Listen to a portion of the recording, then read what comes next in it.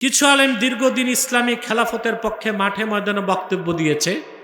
এখন নির্বাচনের ধান্দায় পড়ে তারা নিজেরাই গণতান্ত্রিক রাজনীতিতে জড়িত হয়েছে। এই এই এই ধরনের মৌলবী আছে কিছু, এগুলো খুব কমই না, এদের কোনো হাসাব নাসাব নাই, অল্প পয়সায় বিক্রি হয়ে যায়। এখন ধান্দায় পড়ছে, এখন আবার গণতন্ত্র তাদের কাছে হালাল হয়ে গেছে, এখন আবার নির্বাচনের দিকে দৌড়াচ্ছে। এই মৌলবীগুলো আউট অফ কাউন্ট, গণনার বাইরে। এদেশের মানুষ এদের কথা খুব একটা শুনেও না, এদেরকে আলেম হিসেবে স্বীকৃতিও দেয় না। গণভোট হ্যাঁ না নিয়ে অনেক আলোচনা সমালোচনা চলছে। আমরা এখন সর্বশেষ সমাধান চাই আপনার কাছ থেকে। গণভোট নিয়ে আমার বক্তব্য ভাইরাল, কিন্তু আমার বক্তব্যের কিছু অংশ সাংবাদিকরা প্রচার করে আমার বিরুদ্ধে একটা অপপ্রচার তৈরি করছে। এটা কেন হয়েছে তার কারণ, ডক্টর ইউনূসের প্রেস উইং, একেবারে তার তত্ত্বাবধানে যে ভেরিফাইড পেজ, ওখানে আমার বক্তব্যের একটা অংশ প্রচার করছে তারা আমাকে প্রশ্নবিদ্ধ করতে। তারপর দৈনিক ইত্তেফাক আর জনকণ্ঠ, জনকণ্ঠ তো জনকণ্ঠ না, জঘন্য কণ্ঠ, এটা ভারতের দালাল, রয়ের এজেন্ট। এই জনকণ্ঠ আর ইত্তেফাক আমার বিরুদ্ধে এক নাগারে নিউজ করলো আমি নাকি গণভোটের বিরোধিতা করি। আমার বক্তব্য স্পষ্ট, গণভোট হচ্ছে সনদকে বৈধতা দিতে। আর আমার কথা, সনদ বৈধতা পেলে ইসলামের স্বার্থ কতটুকু রক্ষা পাবে এটা তো আমাকে দেখতে হবে নাকি। এখন 1977 সালে প্রেসিডেন্ট জিয়াউর রহমান গণভোট করেছিল। তারপর পঞ্চম সংশোধনীতে সংবিধানে বিসমিল্লাহির রহমানির রহিম বাক্যটা সংযোজন করেছিল এবং সংবিধানে লিখেছিল বাংলাদেশ নামক রাষ্ট্রের মূল নীতি হচ্ছে মহান আল্লাহর প্রতি পূর্ণ আস্থা ও বিশ্বাস। কথা বুঝতে পারছো? 2011 সালে যে সরকার ছিল, যে সরকার এখন পলাতক, এরা সংবিধান থেকে মহান আল্লাহর প্রতি পূর্ণ আস্থা ও বিশ্বাস কথাটা বাদ দিছে। তখন বাংলাদেশের আলেমরা এবং আমি সহ সবাই প্রতিবাদ করেছি আমরা, যেটা ইসলাম বিরোধিতাকে আমরা মেনে নিব না। তারপরে একের পর এক কুফর করতে করতে সেই সরকার তো আল্লাহর গজবে বিতাড়িত হয়েছেই। তারপর যে সনদ হলো, এই সনদে আল্লাহর প্রতি পূর্ণ আস্থা ও বিশ্বাস, এই কথাটা কেন রাখা হইল না? এই কথাটা কেন রাখা হলো না? এই প্রশ্ন আপনাদের আছে? কথা বলে না। ঐকমত্য কমিশনে 9 মাস মিটিং হয়েছে, 32টা রাজনৈতিক দল বসছে, তার মধ্যে 11টা দল ছিল ইসলামী রাজনৈতিক দল। 32টা রাজনৈতিক দলের 2-4টা বাম দল ছিল। তাদের বাধার মুখে কি হইল? সংবিধানে সনদের মধ্যে আল্লাহর প্রতি পূর্ণ আস্থা বিশ্বাস, এই কথাটা রাখা সম্ভব হলো না। এখন পরবর্তী সরকার নির্বাচিত হয়ে যদি করতে যায়, সংবিধানে এই কথা লিখতে যায়, তখন বামেরা যদি আবার আন্দোলনে নামে, তাহলে বোঝা যায় কখনোই তো আর সংবিধানে এই কথাটা আসবে না।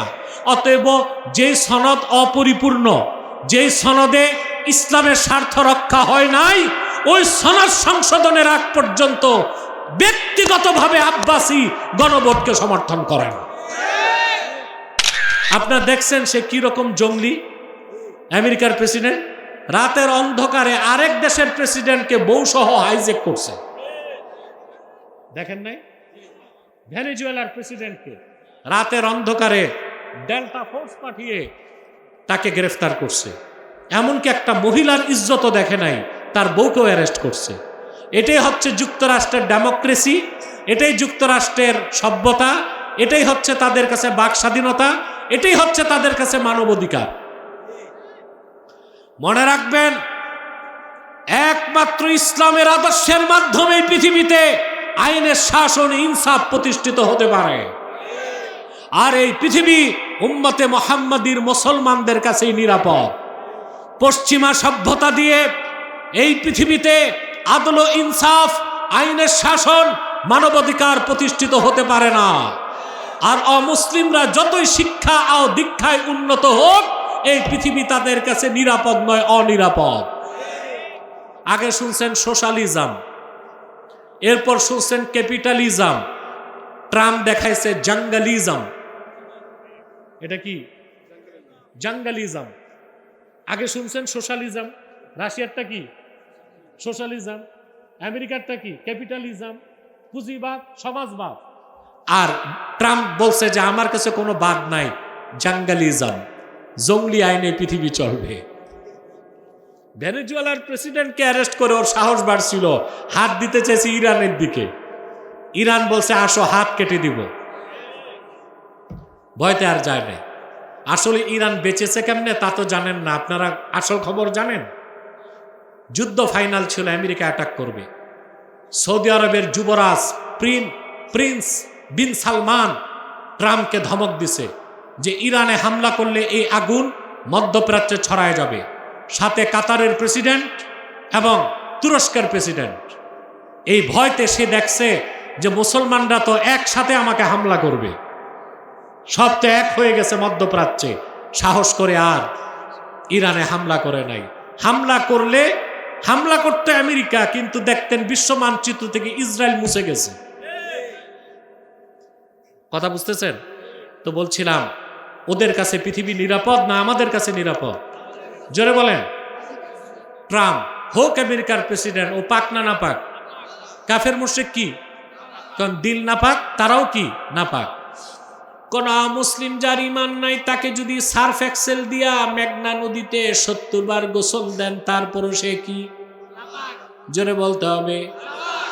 আর একজন মুমিন উম্মতে মুহাম্মাদি, সে যদি 7 বছরও গোসল না করে সে কি? কারণ যার দিল পাক সে পাক, যার দিল না পাক সে না পাক। আরেকটা কথা বলে দিই, রাসূলুল্লাহর উম্মত ইমানদার কখনো না পাক হয় না যতক্ষণ তার অন্তরে ঈমান থাকবে। সুবহানাল্লাহ কোন? এটা আমার কথা নয়, সহিহ বুখারীর হাদিস। আল্লাহর হাবিব সাল্লাল্লাহু আলাইহি সাল্লাম ইরশাদ করেছেন, সুবহানাল্লাহ ইন্নাল মুমিনা লা ইয়ানজুস। সবটুকুন পবিত্রতা আল্লাহর জন্য, আমার উম্মতের মুমিন কখনো নাপাক হয় না। অন্য বর্ণনায় এসেছে ইন্নাল মুসলিমা লা ইয়ানজুসু হাইয়ান ওয়ালা মাইয়াতা। এটা বুখারী শরীফের বর্ণনা। নিশ্চয় আমার উম্মতের মুসলিম কখনো নাপাক হয় না, জীবিত থাকলেও সে পবিত্র, মৃত্যুর পরও সে পবিত্র। যখন অন্তরে ঈমান চলে আসে দিলটা পাক হয়ে যায়, আর যখন ওই অন্তরে আল্লাহর ভয় চলে আসে দিলটা নরম হয়ে যায়, আল্লাহ অভিমুখী হয়ে যায়। ওই দিলটাকেই বলা হয় কলবুন মুনীব। তা খাঁটি মুত্তাকি হইতে আপনাদের কি হতে হবে? আওয়াব, বারবার তওবা করতে হবে। তারপরে হাফিজ, শরীয়তের সব হুকুম মানতে হবে। 3 নাম্বার হচ্ছে কলবুম মুনীব, অন্তরটা আল্লাহ মুখী করতে হবে। তাহলে আপনি খাঁটি মুত্তাকি হবেন এবং আল্লাহর জান্নাত আপনার কাছে চলে আসবে। বলেন সুবহানাল্লাহ। আল্লাহ তাআলা আমাদেরকে কবুল করুক, মঞ্জুর করুক। বলুন আল্লাহুম্মা আমিন। সময় কত দেখো তো, অনেক রাত হয়ে গেছে।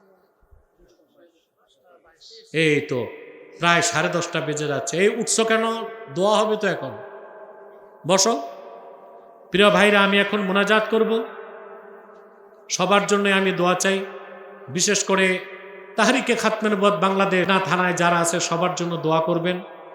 মাহফিলটার জন্য খুব বেশি শ্রম উদ্যোগ আমাদের আব্দুল সাত্তার সাহেবের, এবং তার 5 ছেলের 4 ছেলেই এখন আছে। বশির বড় ছেলে, তারপরে মফিজ কই? মফিজ আছে এই পাশে। সাইদুল কই? আছে। নাসির তো আমেরিকা। রাসেল কোথায়? আছে। এরা সব আমার নাতি, আমার নাতি।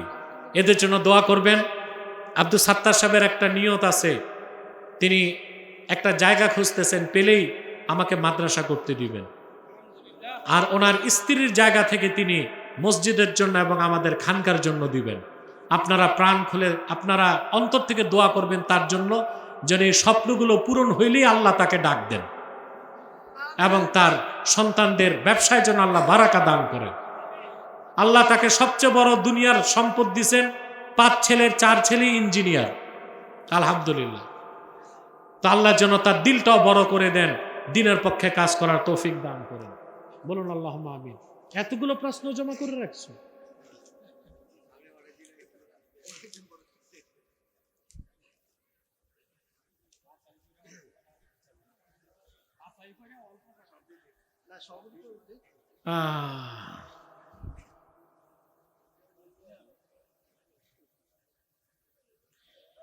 একজন লোক চা খাবার সময় মাগরিবের আজান দেয়, তারপর একজন লোক বলতেছে নামাজ পড়বেন কি?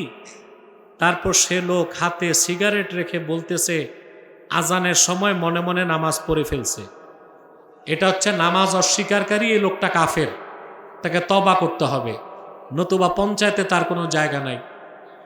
মুসলমানরা তার সাথে কোনো সম্পর্ক রাখতে পারে না, কারণ সে সালাতকে অস্বীকার করছে। সালাত মনে মনে না প্রাতিষ্ঠানিক? বসো। আগামী নির্বাচনে যারা গণতন্ত্র বিশ্বাস করে না তাদেরকে কি ভোট দেওয়া উচিত হবে? আশ্চর্য কথা, যারা নির্বাচনে যায় সবই তো গণতন্ত্র বিশ্বাস করে। প্রশ্নই তো হয় নাই। মানুষ মারা গেলে আগরবাতি কেন জ্বালানো হয় না? আগরবাতি জ্বালাইতে হবে এমন কথা নাই, বরং আগরবাতি মাইয়াতের কাছে জ্বালানো ঠিক না, ধোঁয়াতে কষ্ট পাবে। আতর ছিটাবেন গোসলের পরে। নামাজের আগের কাতার ভরে গেলে পরে পিছনে একজন কাতার বেঁধে নামাজ পড়লে নামাজ হবে কিনা? এই ক্ষেত্রে মাসালাটা একটু বিস্তারিত। কোন ব্যক্তি একা পিছনে কাতারে নামাজ পড়া মাকরু। নামাজ পড়া কি মাকরু? তো হুকুম হচ্ছে সামনে যে আছে তাকে টান দিয়ে এসে পিছনে এসে এনে তারপর দাঁড়াবে। এখন এখানে আবার প্রশ্ন আছে, যে লোকটা টান দেওয়া হলো সে যদি সাথে সাথে পিছিয়ে আসে তাহলে ওই লোকটার নামাজ ভেঙে যাবে। ওই লোকটাকে এই নিয়ত করে আসতে হবে যে শরীয়তের বিধান, পিছে একজন একা কাতারে দাঁড়ানো মাকরু, শরীয়তের বিধান মেনে পিছনে যাচ্ছি। এত মাসালা কি জনগণ বুঝবে? এই জন্য একাই দাঁড়াবেন, অপেক্ষা করবেন আরেকজন আসা পর্যন্ত, নতুবা দাঁড়ায় যাবেন।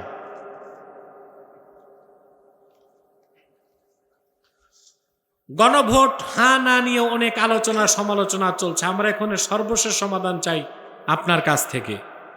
সর্বশেষ সমাধান এখন তো হবে না, ওটা কিয়ামতে সব ধ্বংস হইলে।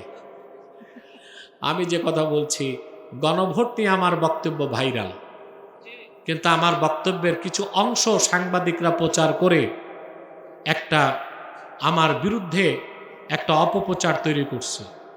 এটা কেন হয়েছে? তার কারণ ডক্টর ইউনূসের প্রেস উইং, একেবারে তার তত্ত্বাবধানে যে ভেরিফাইড পেজ, ওখানে আমার বক্তব্যের একটা অংশ প্রচার করছে তারা আমাকে প্রশ্নবিদ্ধ করতে।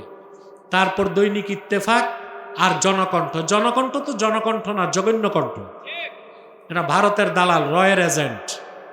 এই জনকণ্ঠ আর ইত্তেফাক আমার বিরুদ্ধে এক নাগারে নিউজ করলো আমি নাকি গণভোটের বিরোধিতা করি। আমার বক্তব্য স্পষ্ট, গণভোট হচ্ছে সনদকে বৈধতা দিতে। আর আমার কথা, সনদ বৈধতা পেলে ইসলামের স্বার্থ কতটুকু রক্ষা পাবে এটা তো আমাকে দেখতে হবে নাকি? এখন 1977 সালে প্রেসিডেন্ট জিয়াউর রহমান গণভোট করেছিল। তারপর পঞ্চম সংশোধনীতে সংবিধানে বিসমিল্লাহির রহমানির রহিম বাক্যটা সংযোজন করেছিল এবং সংবিধানে লিখেছিল বাংলাদেশ নামক রাষ্ট্রের মূল নীতি হচ্ছে মহান আল্লাহর প্রতি পূর্ণ আস্থা ও বিশ্বাস। কথা বুঝতে পারছো? 2011 সালে যে সরকার ছিল, যে সরকার এখন পলাতক, এরা সংবিধান থেকে মহান আল্লাহর প্রতি পূর্ণ আস্থা ও বিশ্বাস কথাটা বাদ দিছে। তখন বাংলাদেশের আলেমরা এবং আমি সহ সবাই প্রতিবাদ করেছি আমরা, যেটা ইসলাম বিরোধিতাকে আমরা মেনে নিব না। তারপরে একের পর এক কুফর করতে করতে সেই সরকার তো আল্লাহর গজবে বিতাড়িত হয়েছে। তারপর যে সনদ হলো, এই সনদে আল্লাহর প্রতি পূর্ণ আস্থা ও বিশ্বাস এই কথাটা কেন রাখা হইল না? এই কথাটা কেন রাখা হলো না? এই প্রশ্ন আপনাদের আছে? কথা বলে না।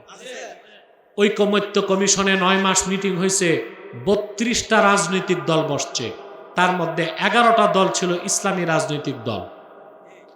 32টা রাজনৈতিক দলের 2-4টা বাম দল ছিল। তাদের বাধার মুখে কি হইল? সংবিধানে সনদের মধ্যে আল্লাহর প্রতি পূর্ণ আস্থা বিশ্বাস এই কথাটা রাখা সম্ভব হলো না। এখন পরবর্তী সরকার নির্বাচিত হয়ে যদি করতে যায় সংবিধানে এই কথা লিখতে যায়, তখন বামেরা যদি আবার আন্দোলনে নামে, তাহলে বোঝা যায় কখনোই তো আর সংবিধানে এই কথাটা আসবে না। অতএব যেই সনদ অপরিপূর্ণ, যেই সনদে ইসলামের স্বার্থ রক্ষা হয় নাই, ওই সনদ সংশোধনের আগ পর্যন্ত ব্যক্তিগতভাবে আব্বাসী গণভোটকে সমর্থন করেন। এটাই আমার বক্তব্য। সনদ সংশোধন করো, আগে ইসলামের স্বার্থ রক্ষা করো, ঠিক কিনা? আমার কথা সাফ?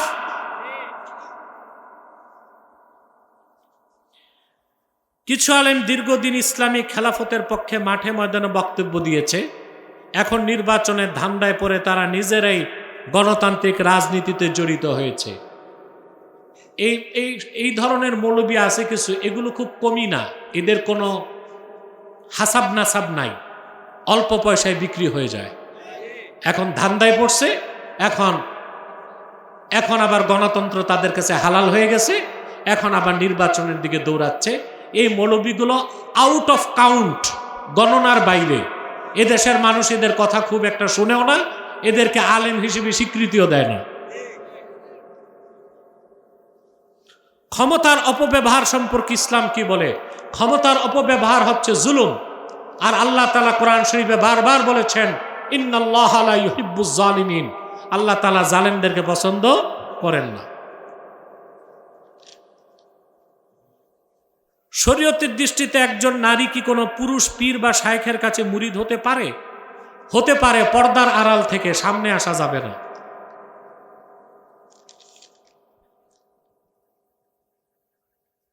একজন লোক বলে সে নাকি এই দুনিয়াতে 600-700 বার আসছে, নাউজুবিল্লাহ। এটা কুফরি কথা। এই কথা যে বলছে সে কাফের, কারণ সে পুনর্জন্মে বিশ্বাসী। এই কথা কুফর। পুনর্জন্ম বিশ্বাস করা কি? যে পুনর্জন্ম বিশ্বাস করে সে নমরুদ ফেরাউনের মতোই কাফের। কারণ পরিষ্কার আল্লাহ কোরআনে বলে দিয়েছেন, কাইফা তাকফুরুনা বিল্লাহি ওয়া কুনতুম আমওয়াতান ফাআহইয়াকুম সুম্মা ইউমীতুকুম সুম্মা ইউহয়ীকুম সুম্মা ইলাইহি তুরজাউন। তোমরা আল্লাহর কুদরত অস্বীকার করো কি করে? তোমরা ছিলে মৃত, আল্লাহ তোমাদের জিন্দা করছেন। মায়ের পেটে ছিলাম কি? পেটে আসার আগে কি ছিলাম কি? মৃত। দুনিয়া আসছি জিন্দা। সুম্মা ইউমীতুকুম, আল্লাহ আবার তোমাদের মৃত্যু দিবেন, যেটা দেখি। সুম্মা ইউহয়ীকুম, আবার জিন্দা করবেন হাসর ময়দানে। এর মাঝখানে পৃথিবীতে ফিরার আসার কোনো সুযোগ নাই। একজন বলে তার বাবা আর ছেলের বয়স এক সমান, কারণ আল্লাহ রুহু বারবার বানায় না, রুহু একবার বানায়। এটা সঠিক জবাব কি? ওই কুফরি আকীদায় বিশ্বাসী, শিরকি আকীদায় বিশ্বাসী। এই কথা যে বলে সে নিঃসন্দেহাতীতভাবে কাফের। তওবা করা ছাড়া মুসলিম বলার কোনো সুযোগ নাই। মানুষ নাকি মরে না, মানুষ নাকি কায়া বদলায়, নাউজুবিল্লাহ। সব কুফরি আকীদা। কায়া মানে নাকি আবার পুনরায় দুনিয়াতে আসে, এটা হিন্দুদের আকীদা, বিশ্বাস, পুনর্জন্মের বিশ্বাস। এটা কুফরি আকীদা। একজন মানুষ বলে সে নাকি দুনিয়াতে 3 বার আসছে, একবার আসছে পুরুষ হয়ে, আবার আসছে হরিণ হয়ে, আবার আসছে পুরুষ হিসাবে। সে নাকি আবার আসবে। এটা সঠিক কি? এই সব হচ্ছে হিন্দু ধর্মের কুফরি বিশ্বাস, পুনর্জন্মের বিশ্বাস। এই বিশ্বাস কোনো মুসলমান রাখতে পারে না। এই বিশ্বাস যার, সন্দেহাতীতভাবে সে কাফের। তাকে যে কাফের বলবে না, সেও কাফের।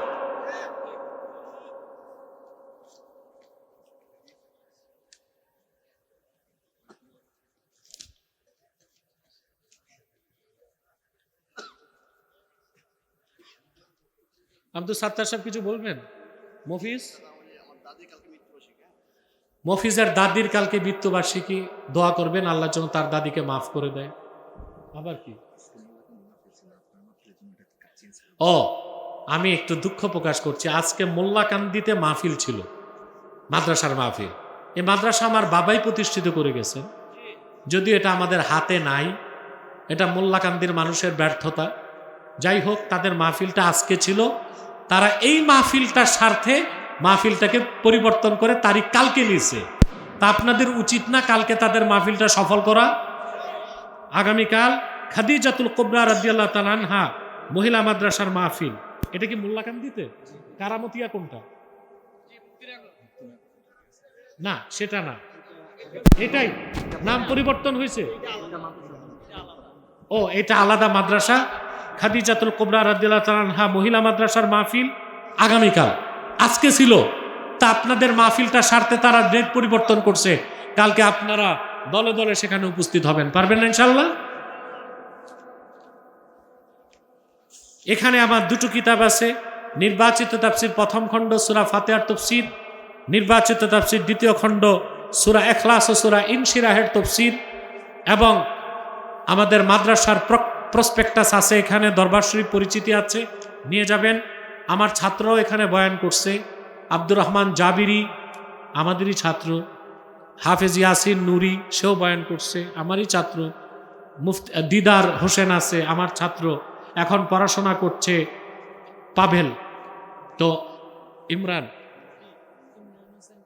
ইমরান হোসেন পাভেল, তার জন্য দোয়া করবেন।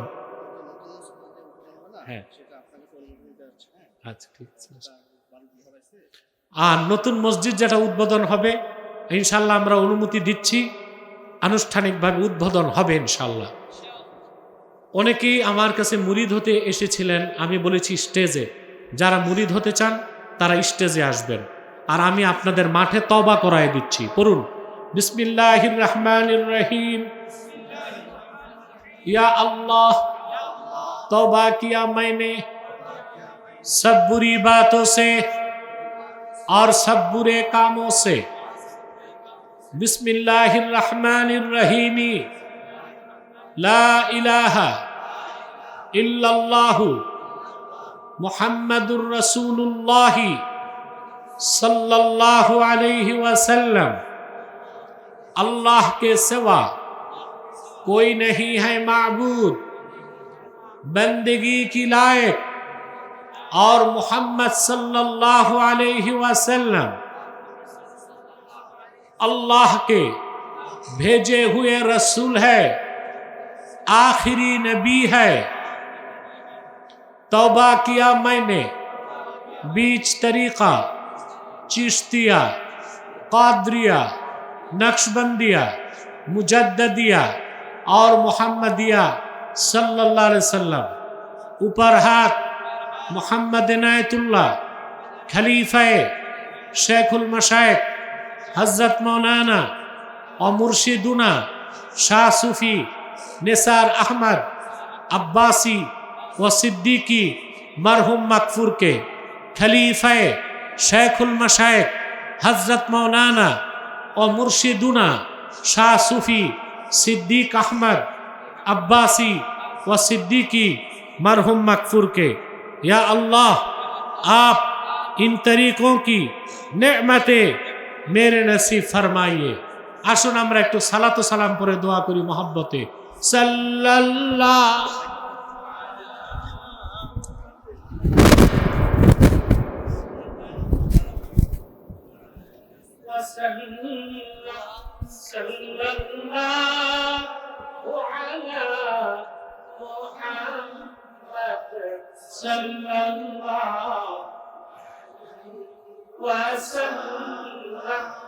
या नबी सलाम अलैका या रसूल सलाम अलैका या हबीब सलाम अलैका सलवात